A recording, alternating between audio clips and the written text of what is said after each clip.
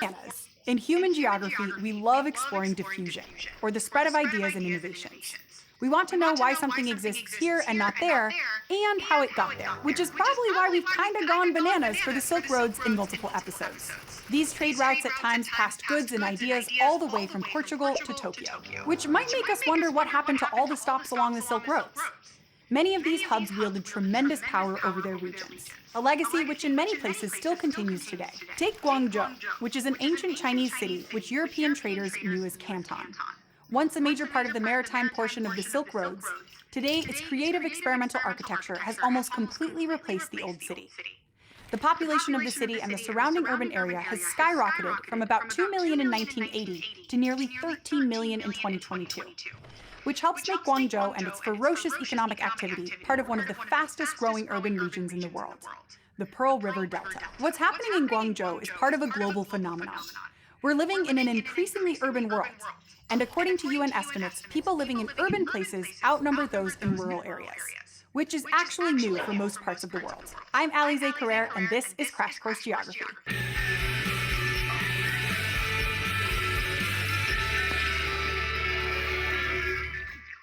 Though I've already said it a bunch of times, the word urban is actually pretty hard to define in geography, because what counts as urban changes depending on what country or region you're in.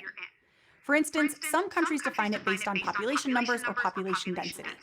But we could also use infrastructure development or the type of employment that people living there have.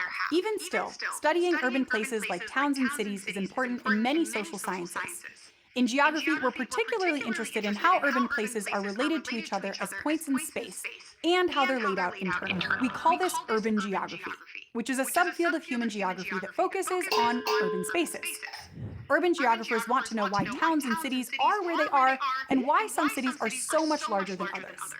We want to describe, understand, and explain the patterns of cities and the arrangement of different activities within them. So we ask questions like, what causes some cities to decline and some to grow rapidly?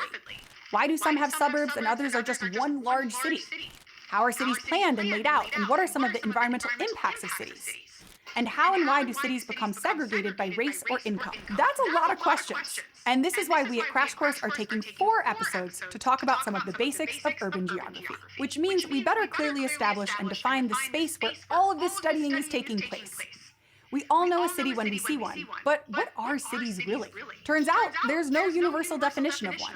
Historically, cities were differentiated from other forms of settlement by their larger population size, and if the people living in them weren't directly involved in agriculture. Cities were centers of political, economic, and social power, and were generally places with a high population density, or the number of people occupying an area of land. Today, with over 10 million people that dominates its national economy. And when a city's population grows to more than 20 million, it's called a metacity, like Mumbai, Dhaka, or Shanghai. And when multiple cities interconnect to form a dense urban corridor like the one that extends from Boston to Washington, D.C., we have a megalopolis. But regardless of how we define it, it's the social function of the city, how central it is to so many human interactions and endeavors, that's key to its existence. Cities have developed as central points within various economic systems, like agrarian, merchant, suitable for harbors, allowed for a series of ports to develop in the late 1970s, when China adopted an open-door policy. This encouraged foreign investment into the country and allowed more trade with the rest of the world. While no actual doors were opened, almost overnight, tranquil rural areas were transformed into factories and apartment buildings and other urban land uses. The cities of the Pearl River Delta became part of special economic zones and were designed to attract the foreign capital and technology to manufacture goods for export. Take Guangzhou. As an export processing zone with plenty of cheap labor and land, national, regional, and local governments have made enormous investments in transportation and communication infrastructure to make it competitive and more prominent in the global economy. So the open door policy, the industrialization of the Pearl River Delta, and the government investment all accelerated the region's urbanization, or the shift in residence of population from rural to urban areas.